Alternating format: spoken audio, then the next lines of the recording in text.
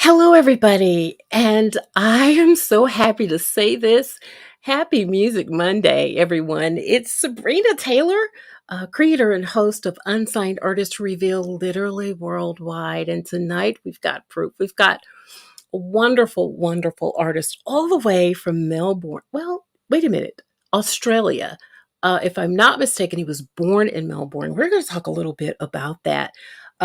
What I want you guys to do, I want you to begin to, you know what I always ask of you, I want you to invite, share, invite, tag, let everybody know we are on the air. And if you didn't know, now you know. We are here, and it's going to be a wonderful, wonderful evening. And I am so honored just to have you on board with us on tonight. So, everybody, listen, get it together. Tell your friends and tell them, grab some popcorn, glass of wine, because we've got some of the best smooth jazz that you're going to hear on tonight. I am truly, truly happy that you guys are here. I see you coming in. I see the comments are starting to pop up. So listen, let's get our guest on tonight. Are you excited? I am. We're going to bring on our special guest tonight, Evan Carydakis. Hey, Hello. Evan, how are you? I'm really excited to be on. Thank you for having me, and thanks everyone for tuning in and listening. You are absolutely welcome. It's an honor to have you all the way from Australia. So tell us first, where in Australia are you logging on to tonight? Right at this moment, I'm in Melbourne, Australia. I just did a show. What day is it today? Tuesday. We did a show here on Sunday. Yeah. I've stayed over for a couple of days to visit family, and then I'm heading back home tonight. And you know what? I actually said Melbourne before I even knew. I had no idea. Did you hear me say that? Did You you? were spot on. That's so amazing. Oh my goodness. Well, regardless of where you are in the world, it is such a pleasure that you have come on the platform. And Keith Gilchrist, I know you're going to either watch this later or you could be somewhere in the comments with the eyes on us. But listen, thank you so much for connecting me with Evan. And so, because I loved your music so much, we're definitely going to just dive right in. Evan, I know you were, well, according to research, you were born in Melbourne. Is that correct? That's Yes. 100% correct. Yeah. Yep. Yeah. So, So, what are your memories of growing up in Melbourne? well, my parents migrated here from, believe it or not, we've got a Greek background, but they were born in Egypt, in Alexandria, Your where kid? there were a lot of Greeks, French, Jews, Italians. It was like a little hub in Alexandria. And then when the country got nationalized, all the so-called foreign nationals like us, they had to leave the country, and we came here. And my memory is uh, um, selfless mother and father who came here, worked hard, Mhm. worked hard. Family home, which is the home I'm in now, we still have it, and they gave everything to their kids. And sometimes I think, Miss Taylor, sometimes I think about myself, how selfish I am with Mm, music, because you have to be very selfish to pursue a music career. sure, sure. In other words, they gave us everything, and that's my memory of a great family, happy family, loving family, and we grew up listening to all sorts of music. That's home. Yeah, yeah, and sounds like it. Any Yeah. fond memories? I'm sure you've got tons of them, Evan, music-wise that you can pull from and share with us tonight.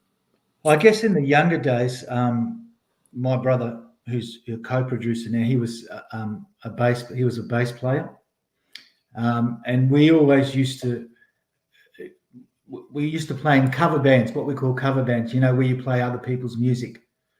And there was one particular one that we had, and I just loved playing in that band with him because he was a great bass player.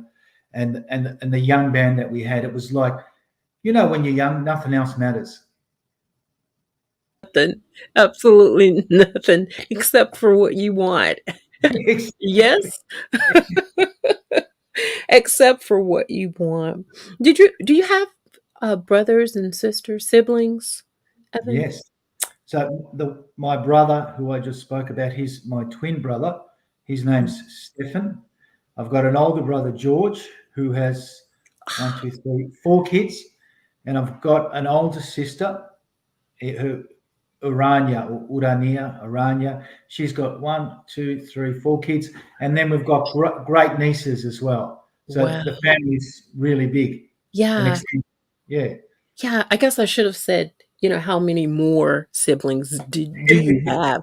I mean, Yeah. that was just a silly question, but you seemingly have a nice sized family, not extremely large, but large enough that you guys had a brother and sister camaraderie. Any of you sing together, play together, harmonize? When did you first, was it when you were younger that you transitioned into music or later in life? Share that with us. Saxophone was a bit later, but early on, I picked Mhm. up the guitar. Ah, My brother, as I said, my brother was playing bass. I right. picked up the guitar, and I was terrible. Come on. you know, we used to compete, me and my brother, between bass and guitar. And eventually, you know how I got on with saxophone? It's a real vivid and funny story. I always loved jazz growing up. Not Yeah. later on, I moved to smooth jazz, but earlier on, it was like Dexter Gordon, Sonny Rollins, John Coltrane, Oh, yeah. those, right? And so I remember here in Melbourne, I was at a record store when they used to sell vinyl. I remember those days. Yes, indeed. Yeah. Yes. So, I was flicking through and I came across, I still remember this, I came across the album by a saxophonist, Branford Marsalis. It was called Royal Garden Blues. It was one of his very, very early albums. And then if you opened it and you looked at the center spread, there was Sure. a beautiful image of him. I remember it was either a purple or blue suit with his horn in a beautiful garden of roses. And I looked at that. I said, I want to be that guy. Really? That's it. That was How it. old were you, Evan, when that happened? I don't know, 17, 16, 17, 18, in those years. Wow. So did you sing while you were in high school, or did that actually happen later, like in your 20s or You such? know, Miss Taylor, we didn't have music at our high school. We went to a public high school just around the corner here, No and way. it's still there.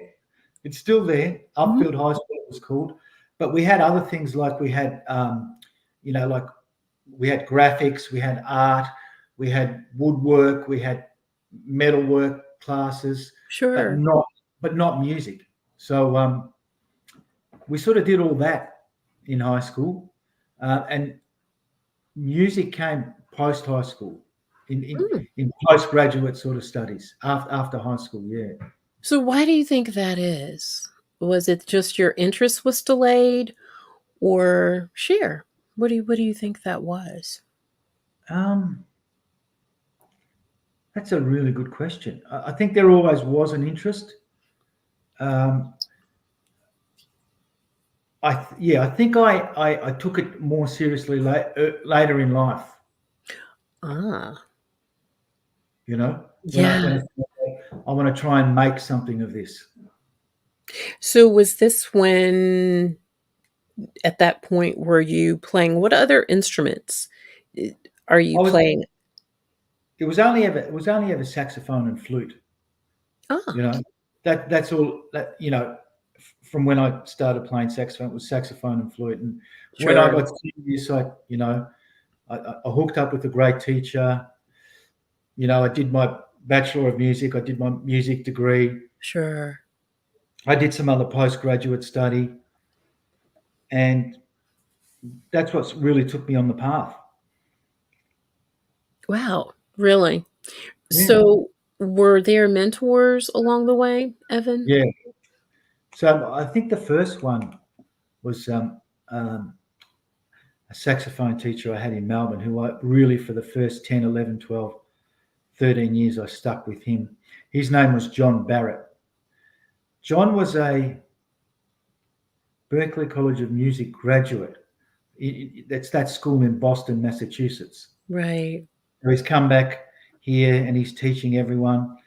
And, you know, when I remember this with John, I had an opportunity to study overseas as well, which I did. And I remember I was a little, I would have been 18, 19, 20. And I'm sitting in the chair here. John's sitting over there. He had Yeah. glasses like me. I didn't have glasses back then because I could see. I said, Oh, I said to John, I looked at him like that. I said, John, should I take this opportunity here and do this? Because I was in two minds. And John dropped his glasses like this, and he looked at me like this, and he said, I'll never forget this. He said, Evan? I said, yes. He said, you're dead for a long time. really? Yeah, which meant, I didn't really get it at that time, but what he meant was, hell yeah, you should take it because life's short and you won't get the opportunity again. Right. So, Right. oh, yeah, he was a fantastic mentor of mine and a great player, and he really taught me the correct foundations and building blocks of of the saxophone and how to improvise and how to play. Wow. So, why the sax? Um, I mean, sure, you were in college, yes, at this Yep, time? Yeah. yep, Yeah. So, but there was the flute as well. yeah, And I've noticed that a lot of artists who are dual instrumentalists between the sax and the flute, um, I feel like they would say, well, I love playing the flute almost as much as I love playing the saxophone. So which I did. was the sax first or was the flute first for you?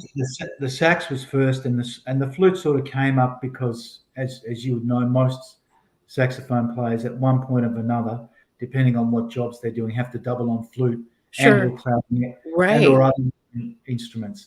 But I Hmm. really fell in love with it, and one of the it was Ira Sullivan. He was a saxophone and flute player, and I remember an album he did with Joe Diorio, um, and it was flute and guitar, and man, that really switched me on to what that instrument could do and how it could sound, and I really loved it. Wow. Really? So, of the voices, and we're going to actually get ready to go to our first break of the night.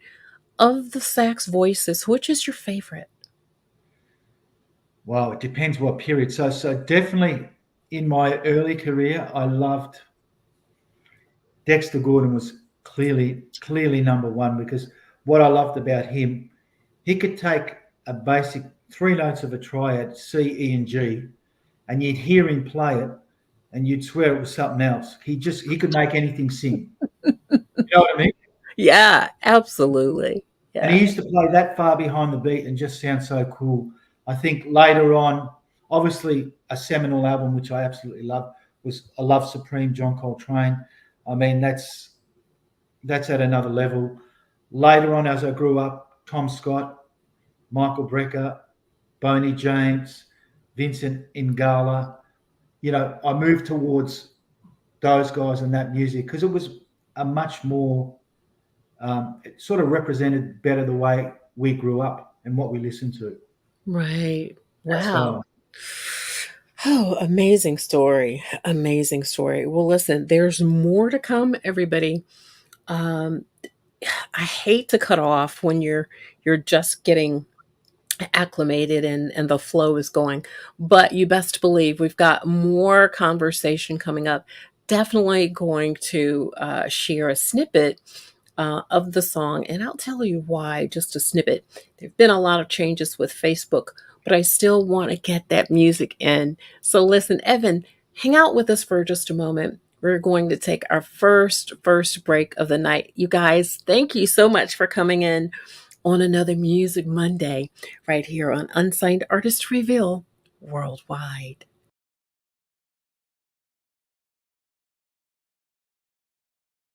Join us every Monday at 7:30 p.m. Central Standard Time to hear the stories of artists you love and discover artists you'll learn to love on Unsigned Artist Reveal Worldwide via Facebook and YouTube. We are expanding. You can locate us on 7 affiliate radio stations, rebroadcasting Unsigned Artist Reveal worldwide segments around the globe. Come on, join the indie community.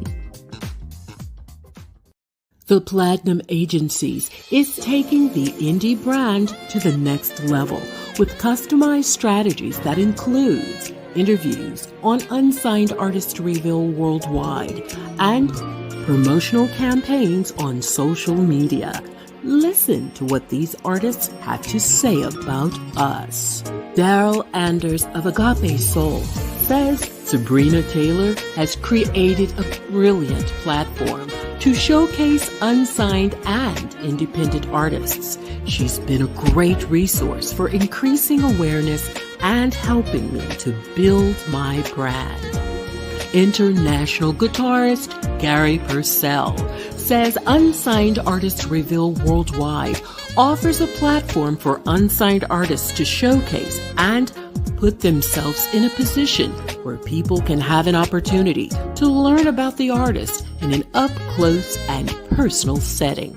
Sabrina Taylor does a great job making you feel comfortable and can really present the artist well to the audience. And it does not hurt that she has a smooth voice. The Platinum Agencies, better known as TPA, brand ambassador for indie artists on social media. Connect with the Platinum Agencies at gmail.com.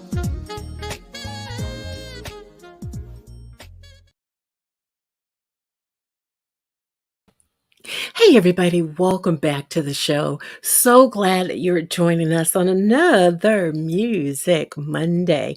The comments are starting to pop in, people are starting to come over. So glad you decided to join us on tonight. Got a lot of people that I want to acknowledge.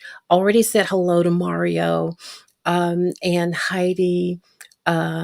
Let's see, who else have I not spoken to? I think Colleen is in there. She is. Colleen is in the pack there. There's so many more. Guys, please don't be offended if I don't catch your name. As it's scrolling past me, some of them are going a little faster than I can see. But welcome our special guest on tonight. Evan is with us. So happy to have you here all the way from Australia. Definitely an honor to have you here with us on tonight. I want to talk about the the timing of when you became a contemporary jazz artist, because it seems like to me, and maybe I'm wrong, but you started later in life when it really came to music. Period. Do you know what I Okay. mean? And then you progressed, you had a mentor. If you guys are just coming in, you talked about having a mentor and then choosing the instruments that he wanted to play, and that of course being the flute and the sax as well.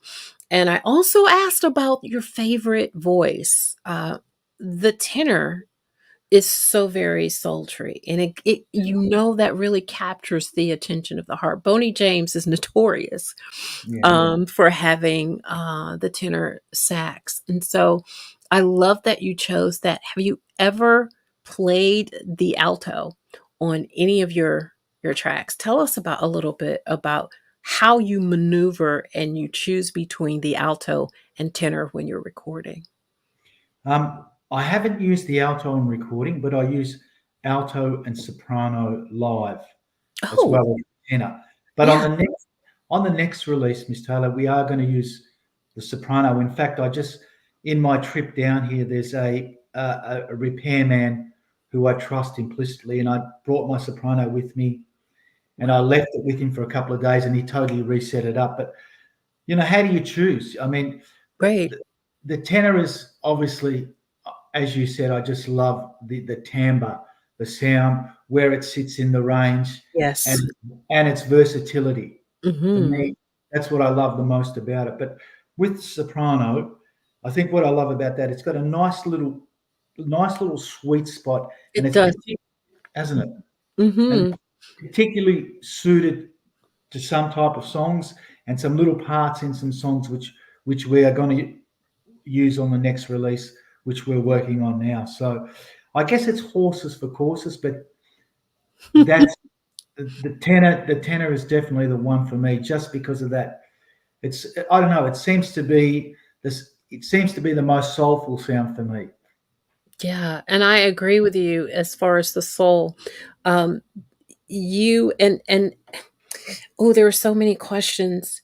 I can't speak them as quick as I can think them. But as I was listening to some of your music, and Colleen agrees, she says the soprano has a sweet sound, and it Yeah. does. It's so alluring. I think that's why we all gravitated towards Kenny G. Yes, Oh, you think? yeah. Absolutely. And so, um, with the tenor, I know a lot of saxophonists who just say tenor is it. And they record more with the tenor, but they perform with the alto here and there, and on some songs, the soprano saxophone. Um, in your transitioning into to music, that was back in what, 2021? Was that? No, it would have been well before that. What was the first release? You're right. Actually, you might be right. I think Groove House was Groove 21. House. Yeah, That's it.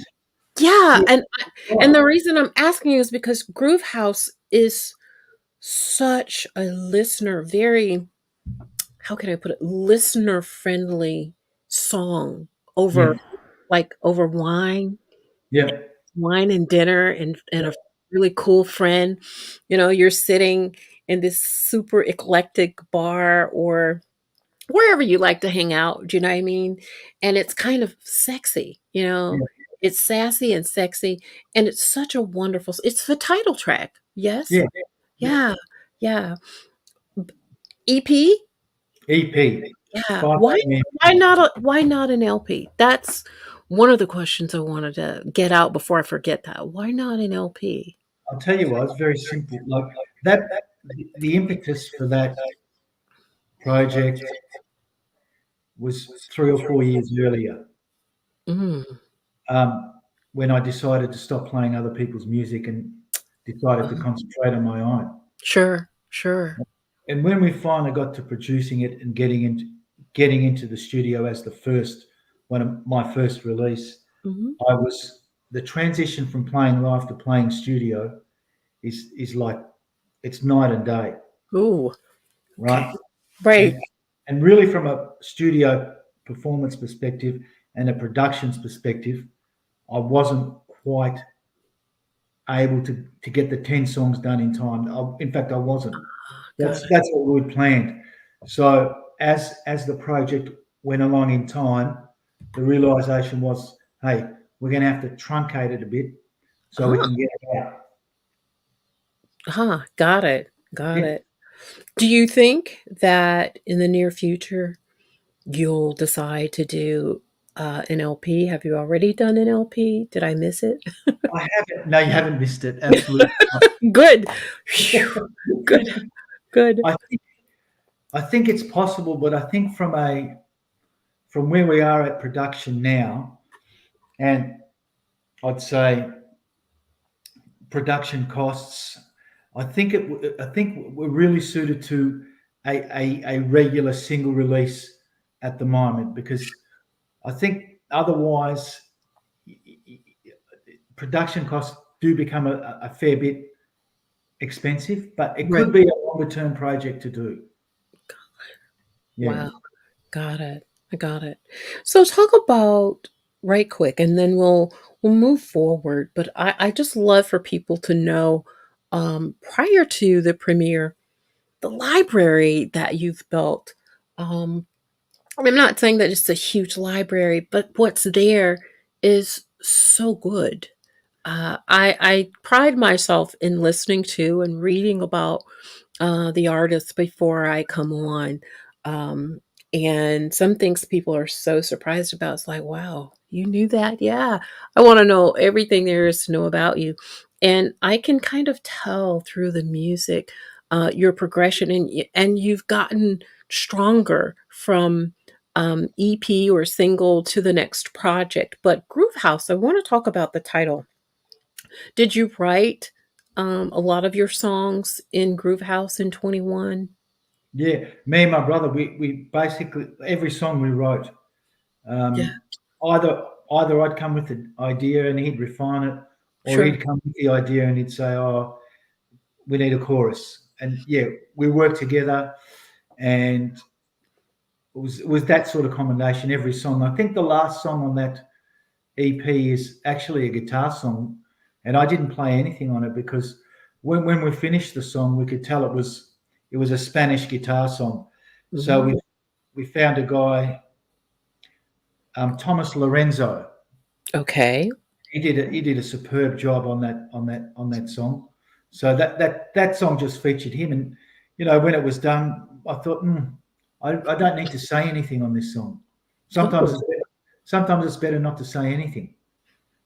hmm, Yeah, really? yeah, really, because that goes back.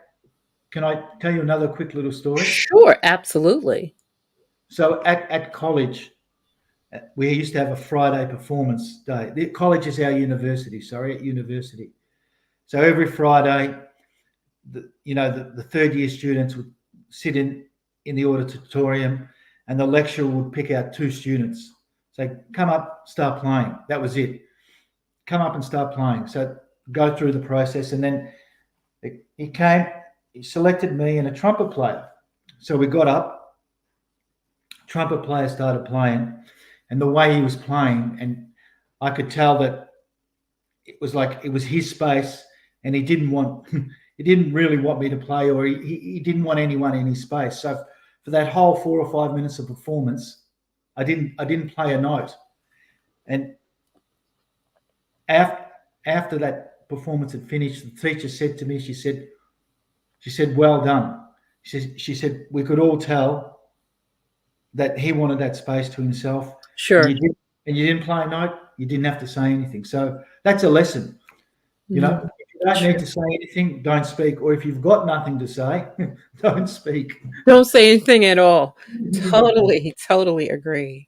Totally agree. Now, moving on though, Evan, to your uh,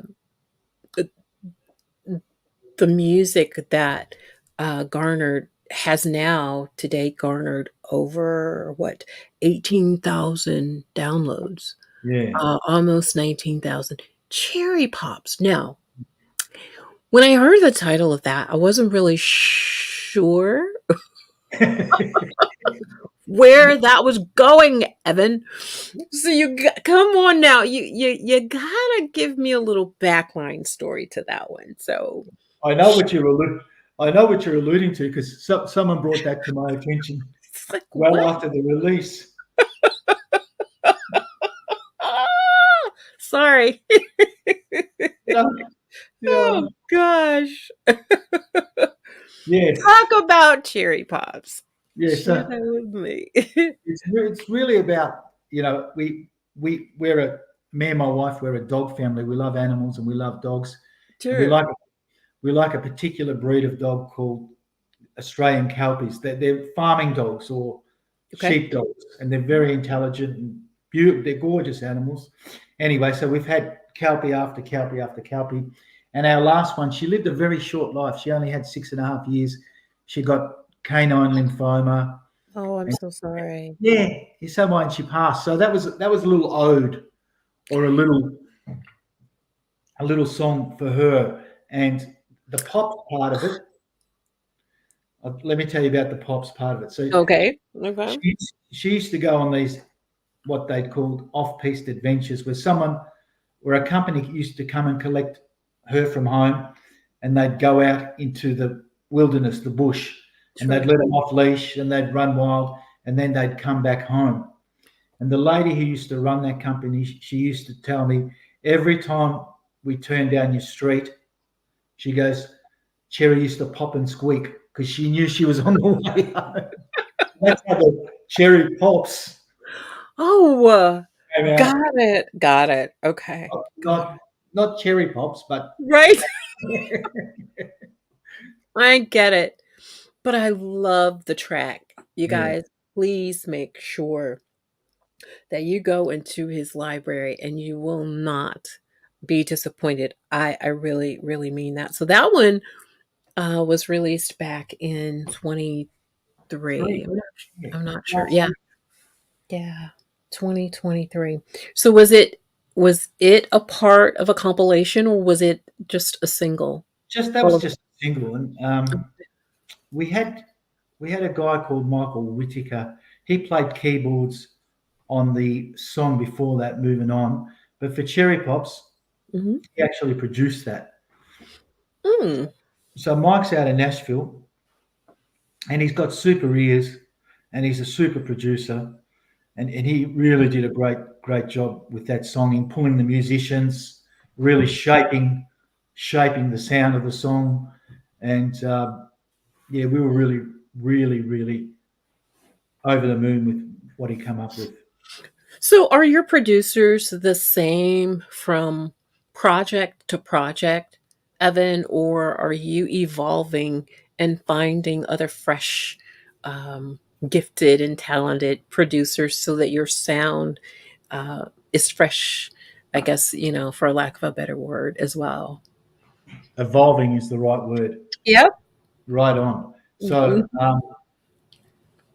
so my brother used to produce, and he produced "Moving On," which was a huge success as Love well. it. Love it. Hmm. And then when we got to Cherry Pops, we sort of come to the end of the song.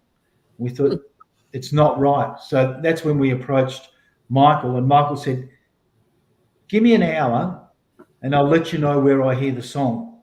So an Mm. hour later, we get a, a 40-second snippet of the song, and we're like, yeah, here's Yeah. the music. And so we got him for that, Hmm. and now we got him for this release, Paradise Beach, because he's just done such a fantastic job, and he's helped us get our own sound, That's genre. important. That's important. Yeah. Yeah. And he gets different guys, like he got Stacey Sindor on drums for this song. Hmm. Stacey plays with the Jackson Five and Earth, Wind and Fire. Oh, You got wow. Phil Hewley on guitar, and he does those. You remember, how Michael Jackson used to have those real little great funky guitar lines. That's what Phil's doing on this song. Sure. You Sure. know, Giovanni Rodriguez on the trumpet. He finds the right guys for the right song. When he got Stacey, he said, "I got Stacey Sindor." He said his groove is deep, and it is. And it is. Yeah. Yeah. I agree. I agree. So as a writer, what's your there's all these eclectic mannerisms. Yeah. I can politely say of because some writers are weird, Yeah. and I'm not calling you weird, but I'm saying there are these strange ways. I'll put it that way that each creative uses in order to inspire themselves and or to write and so what does that look like for Yeah. Evan when he's I, writing? yeah. There's different approaches. Like Yeah. Groove was written as from a place of discipline. Like it was listen. The approach to that was listen. I'm not going to play other people's music. I'm going to play my own music, sit down Sure. and write. Sure. That was from a place of discipline. You Got it. know, Paradise Beach was written from place. Mm. It's reference to a place. Cherry Pops was emotional from the heart. Moving Sure. on was really written during the pandemic times, and I guess it Oh, was it was a response to that. sure. So Sure. yeah, sort of different approaches. Wow. So you are performing, yes? Yeah. Yeah. Yeah. Do you like that more than writing, more than creating, or are you like they all have, of course, they all have meaning, Mm. but is there an affinity of one versus the other for you, Evan? Man, that is such a good question, and it could depend on the gig. Of course it can. It can depend on the show. It can depend on which Yeah, musician you work. where Oh, you are. Yeah. man. I tell you, right now, um, I love playing live. But if I had a choice between the two, it would be releases. Yeah. Yeah, it would be producing songs and releasing songs, um, and maybe doing less shows. Really? Yeah, Huh. yeah, and more targeted shows perhaps. But um, I love both, and the problem with for me with playing live music is I'm a perfectionist, and sometimes if shows are at 70 or 80%, I get very disappointed. You know what I mean? Oh, yeah, I do. I do. I'm kind of hard on myself as well. Yeah. Um, yeah. So So that's the challenge. Plus, yeah. with our live shows, we've got live production stems, like pre-recorded parts with the Yep. band, Absolutely. and that takes other elements of difficulty to rehearse the show and get it going live, make sure the sound's right, that's right, this right. So it's a whole big. So I'm just trying to get that to a level where you know it's festival worthy, and it's almost there. So I think eventually that's what we'll do. We'll just target festivals, and Yeah. that's the plan. Yeah. So what about coming to the States? Well, you mentioned that we got we got two or three invites last year to Did perform you? at yeah to perform at these one was on the west coast, one Okay. was on the east coast, and one was on the is Florida in the south coast? I guess it is. It's the South. Yeah. Yeah. Yeah. So listen, you know what the challenge is not the distance, but I guess the challenge is for me when I went through that process. Okay, we've got these invites now. What do we need to do? So the first thing you've got to do is you've got to go to an immigration lawyer, which we found a fantastic one. You have to get a Wow. get a particular type of visa, which is the O1 visa, and so the cost of the O1 visa, roughly through a solicitor, is about $8,500. That's one element of it. The other element of it is it takes 6 months to a year to get. There's that much of a backlog. That's a So, lot. so what from a business perspective, Miss Taylor, you've got to look at what's the ROI apart from the branding that you're going to get in the Sure. exposure, Of right? course. Yeah. So here's your performance fee. Here's your costs. Mm. How do you make that work? Yeah. Yeah. Make it make sense, right? Exactly. Make it make sense. So that was the challenge last year. We were successful. I did a booking blast. I followed up with the festivals. We've got 3 festivals, but here's the fees, here's the costs. Sure. How does that work? So I'm at the stage now of trying to work through how that works. And I guess the way to make it work is you need X amount of festivals in a period of time Mhm. over consistently over the 3-year period of the visa to either break even or get Mm. a return on investment, just only from a money Sure. point of view, but certainly if you look at a branding point of view, some festivals have got 30 to 35,000 people going through them on the That 3 days. that's you, right. you know you're on the bill with other great artists, so that's the big plus. Mm. Yeah. Yeah. But yeah, Wow. That's amazing. I am really kind of amazed at because I've never interviewed anyone from well, other than I did have someone from Bali, Indonesia.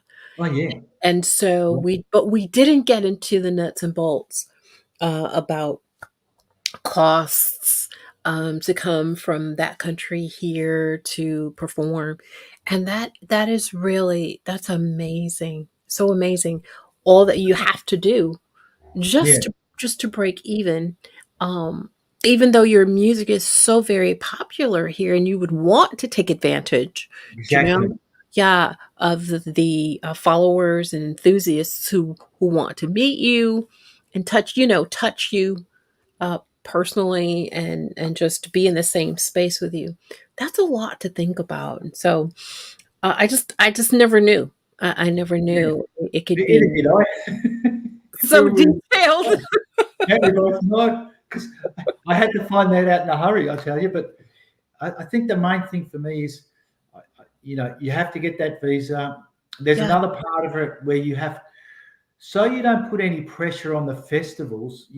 There's another interesting part of it, Miss Taylor. I tell you, if you've got a business in Australia, which obviously my music's run as a business, sure. you, if you register yourself as a foreign entity in the US, you can Okay. then you can then sponsor yourself, like it's your foreign entity in the US sponsoring yourself here to go over to the US to perform. There's all these little Oh, tricks.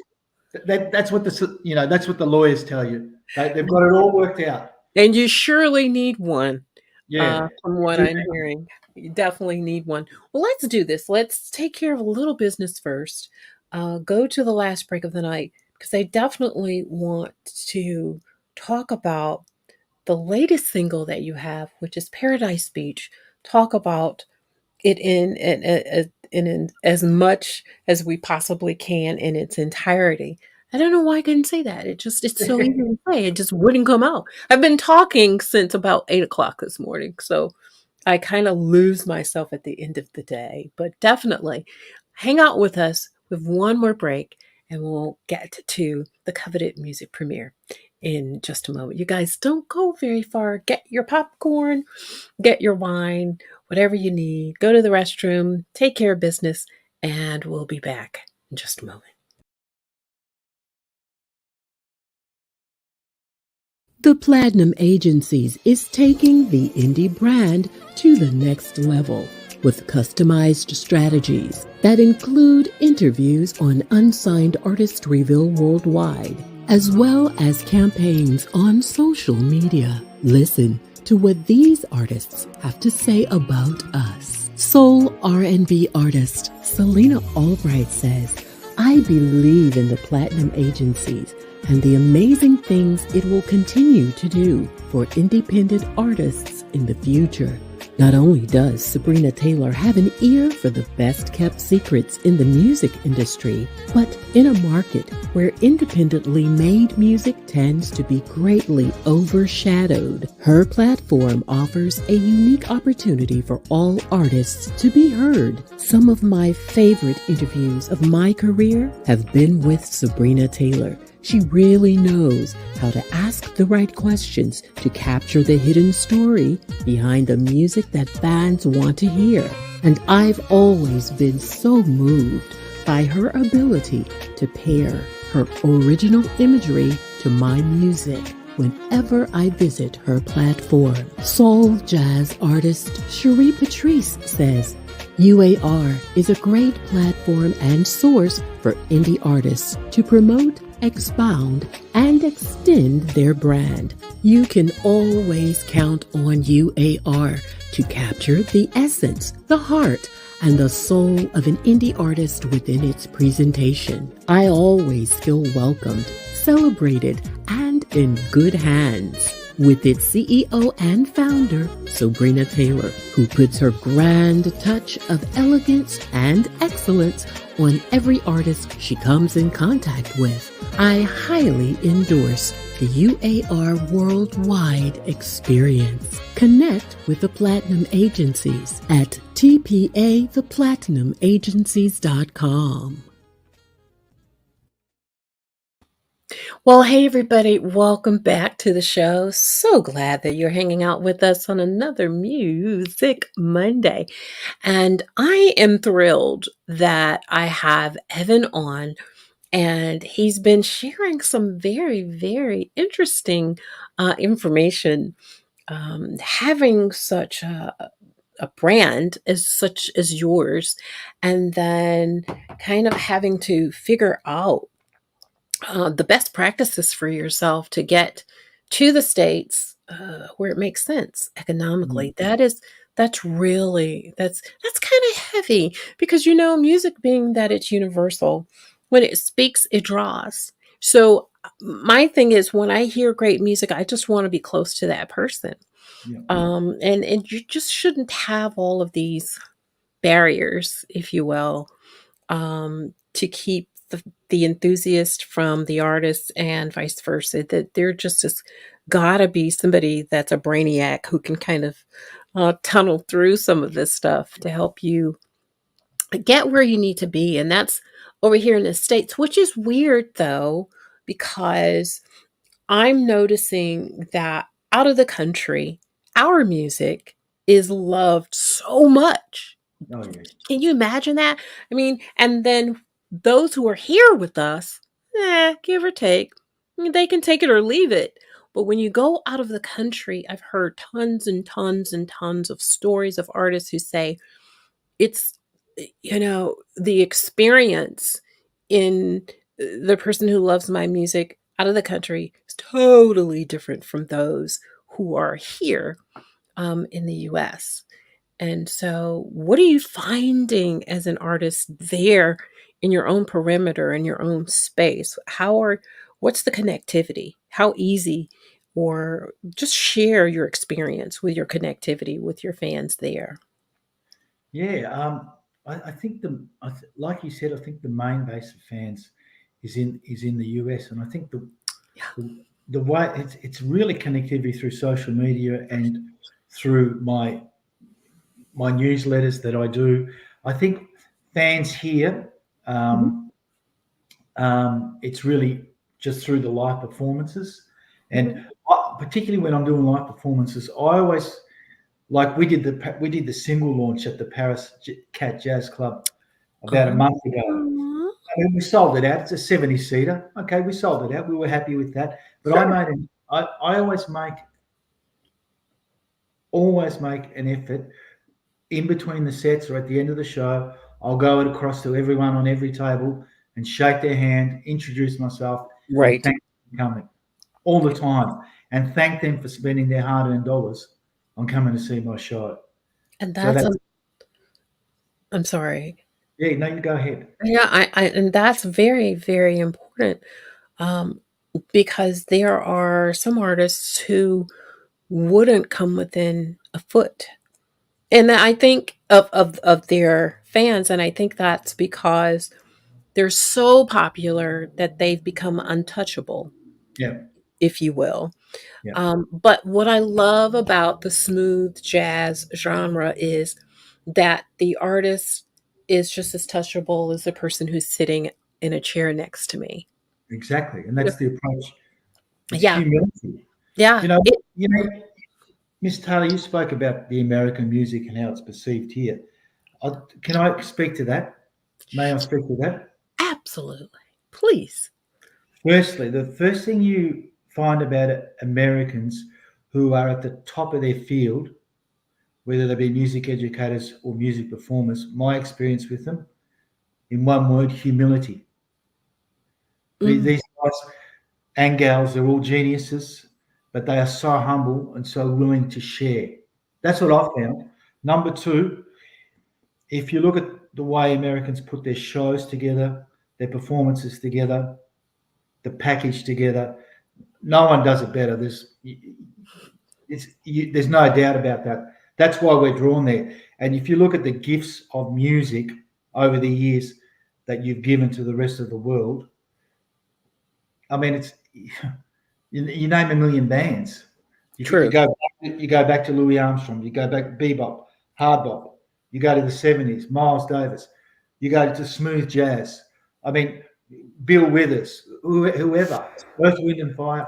I mean, these are all great gifts of music to the world, and there's no one does it better. And Nope. that's why we're drawn there, and that's why we're drawn to that music, and that's the level that that's the level, that's the playing field. And if you want to compete in that space, Sure.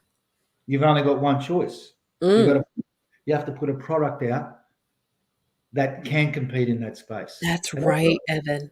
I totally agree with you. You've that's got that you have a choice. if you want to have viability, Yeah. you've got to have a product, and that is just so key. Um, mm, See, now you're kind of walking into the territory in which I already know. So in love with the indie artist. Just just passionately in love with them.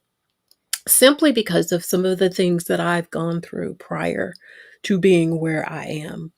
And how even before me, there are artists who like Gladys Knight, Patti LaBelle, um, Smokey Robertson.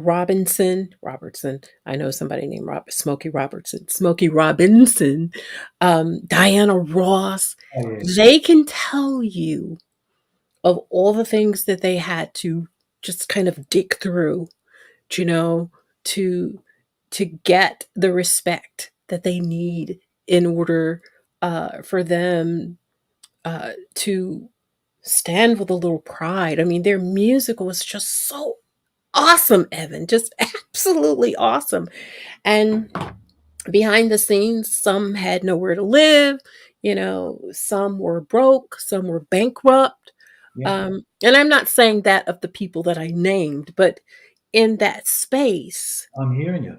all that great music, and then, Void. you learn later how they struggled, Yep. and and the desperation they had to have felt to know they were singing with everything they had. They all just allowed the gift to just um, push through all of that garbage, and then here we are, and then all I have is maybe not even clothes on my back, so to speak, because those are probably uh, gifted or borrowed or leased or whatever.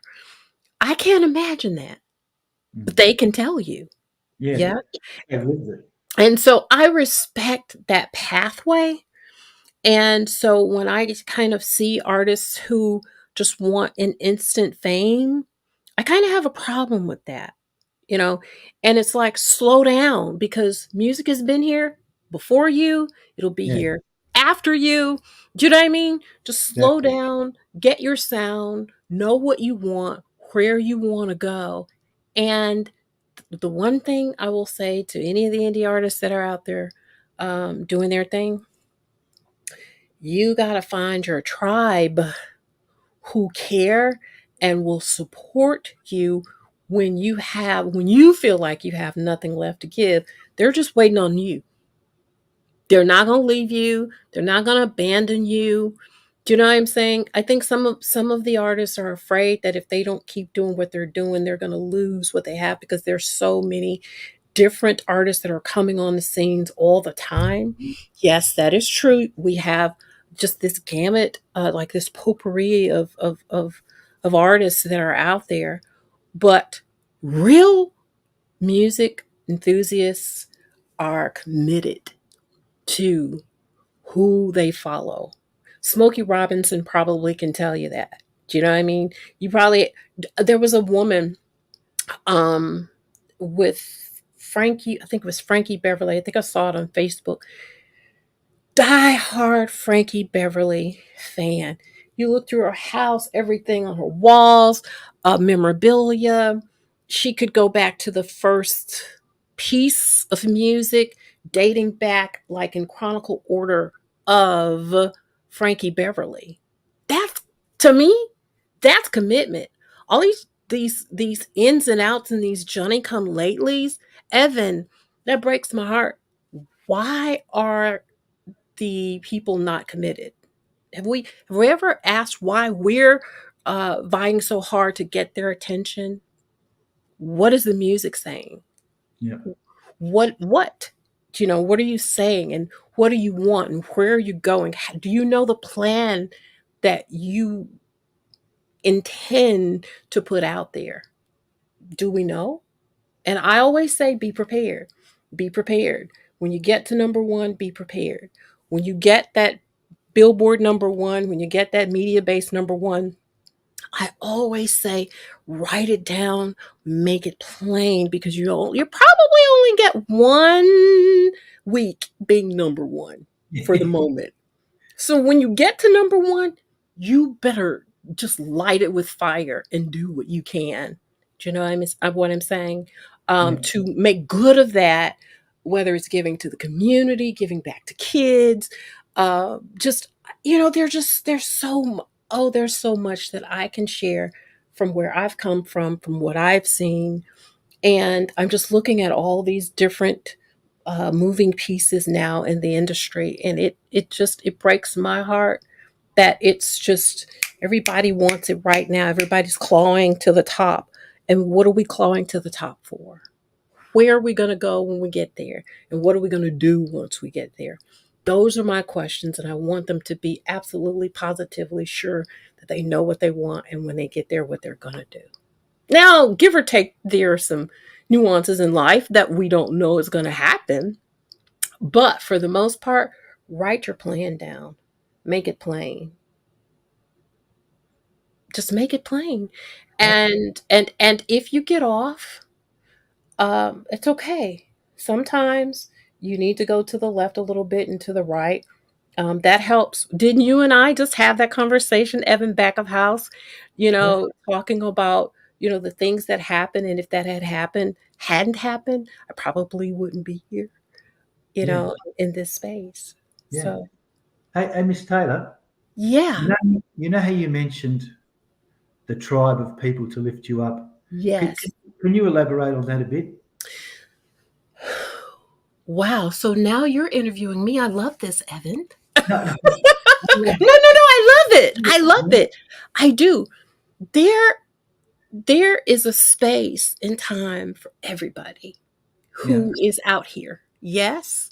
So when you are trying to, when you're trying to find that place that you fit in, I don't think that that's what you should be doing. I don't think you should try and find it. I think if you do the music that moves you, you will find the space that you're going to land in, the space you're supposed to land in, and the people who are there who love what they hear, what they yeah, see in you, that's going to attract. Music attracts people. Whether it's, you just talked about your dog. yeah, I'm a dog lover, you know. Um and so I was awing all down in in myself, going, "Oh my god. Oh my god. Is that why you wrote that song?" So, but when you sit down like in a space like tonight and yeah, you share your why. That is why this platform is here. It's for storytelling, yeah, for the person on the other side to hear what's real in you. Because most times people only get the 4 minutes to hear the song that you're playing. They don't know the man or the woman yeah, behind that music. yeah, Yes. So come on here, share who you are, let people understand what you're about, what your plans are, where you're going. A lot of times, I've heard people say, Colleen has said it, Ron has said it, and these are some of the people who are watching tonight. Had you not brought that person on, I'd have never found them. yeah. And then whatever it is you're saying, it's drawing people. Your music is like a what was that? What is a Pied Piper? Do you know that even though I don't think the Pied Piper might not be a great example, but what I'm using is the fact that it just would draw. It's Yeah. a drawing card. That's the part that I want people to get. So if you are certain about what you're playing and where you're going, it comes off. It's like a spirit. One of my other friends talked about music being like the spirit. It draws, good or bad. It repels or it draws. Um, and so that's why, there's different kinds of music that puts people in a different kind of mindset. You got to be careful what you put out there, but just know what you want to do. And when you're sure and you're certain of that, and you start putting that out there and you walk that path assuredly, you're going to draw the right people, and your tribe is going to start coming together, and they're going to follow you to the ends of the earth, Evan. So, you They're know, going to they're going to follow you. I love that because you've taught me a lot. But that particular analogy, when you find that your tribe, they'll follow you to the ends of the earth. That, yeah, I've, I've still got to build that tribe, and Yes. and and our, my brother said something similar or along the lines of what you've just said. Is you want people who make your load lighter, not heavier. Is that a similar thing? Yes. It's a similar thing, isn't it? Yes. Yes. And what Yep. you do won't be so cumbersome. Do you know what I Yeah. mean? Yeah. I wow. I just wish we had just a whole other hour to just talk about that. I, can I interview you next time? Because You you're bet you teaching me a hell of a lot. can. You can. It's just I've been through a lot. I've seen a lot of artists. I've sat with some people who trust and confidence that I'm not going to share their name, but I Yeah. can kind of give you, a synopsis of some of the things I've heard so that others don't go into that same pitfall. Yeah. There are pitfalls out here, major pitfalls, and some of the artists can tell you, "Yep, I've been in a couple of them." But Yeah. how do you get past the pitfalls? You gotta, even in your music and the people that you are entrusting, even in the support of your music, some Yeah. people just want you because they can make money off of you. Yeah. Do you know? And I'm Yeah. gonna say this: everybody has to eat. Okay, True. the world is an enterprise all within itself.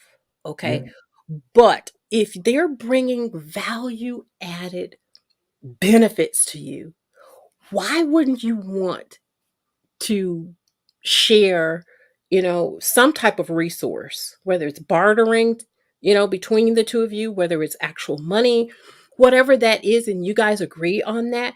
If you guys are giving each other value added benefits, that's somebody you need to keep in your tribe.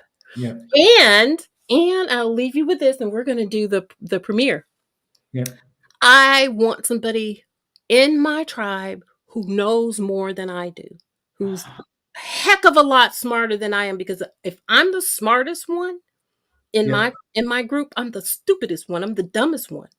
But seriously, I I need I'm with somebody you. who has, Sabrina, let me tell you, here's what you don't want to do. And even though I may feel embarrassed that I did that, and they've gone through it, and they got it right, and here I am flopping around like a fish out of water trying to maintain myself, my integrity. I don't care about that. That's cool, points are out of the window now. Do you know what I mean? Yeah. Because I want to learn so I can grow and I can give that to other people. I Yeah. want to give. I want to be significant.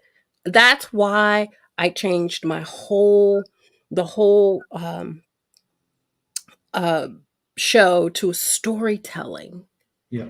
so that the person who can hear this after we're gone and we're sleeping, they're doing the replay, they may be at that point, at that moment. Yes? Yep.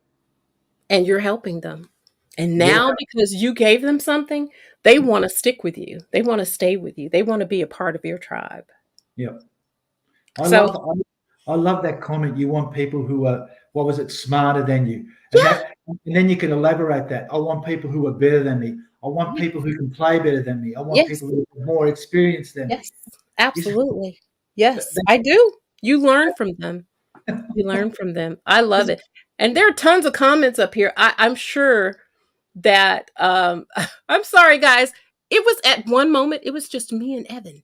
I I didn't see anybody, and I'm so sorry. I love y'all.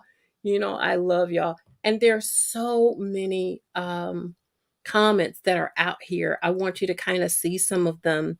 Music is the hardest. It is a process. Yes, it definitely is a process. There are even more comments there that's coming. It's a school. It definitely is a school. Shelly said, it's true. Yep, that's true, Sabrina. Love your show, Sabrina Taylor. Thank you. So eloquent. God bless you guys. This is family. This is my tribe.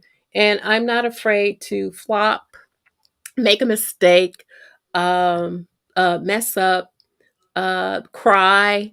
I've cried. How many times have I cried on here, guys? They know. I'll cry in a minute.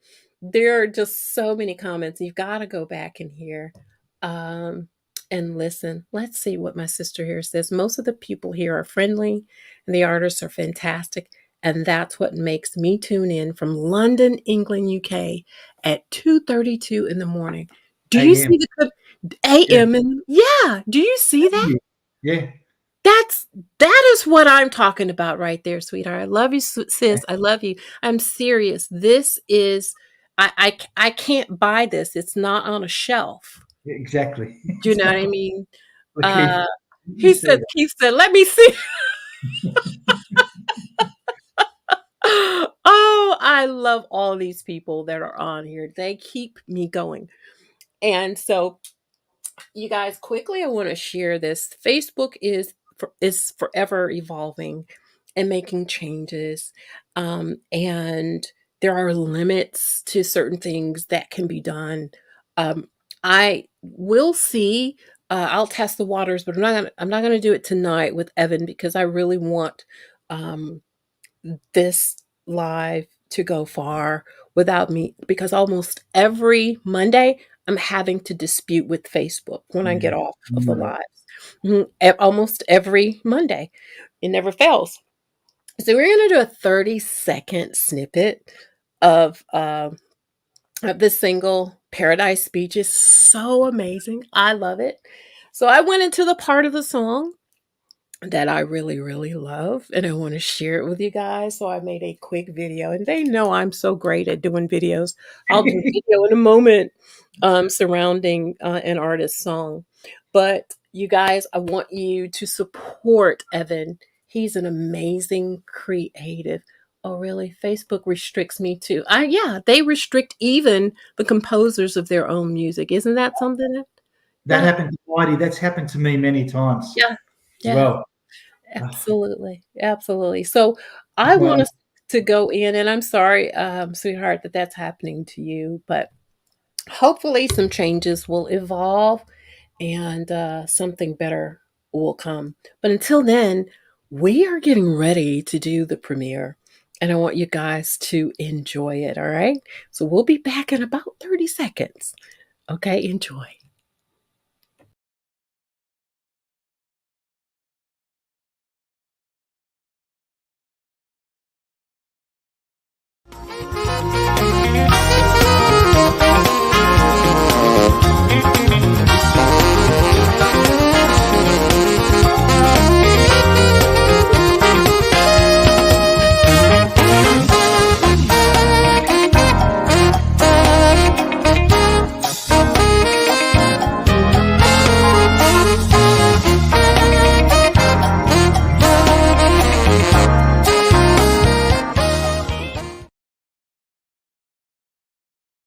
Unfortunately, that's all I have from the premiere, and I want you guys to go out wherever digital music is sold, and I want you to download, support, download.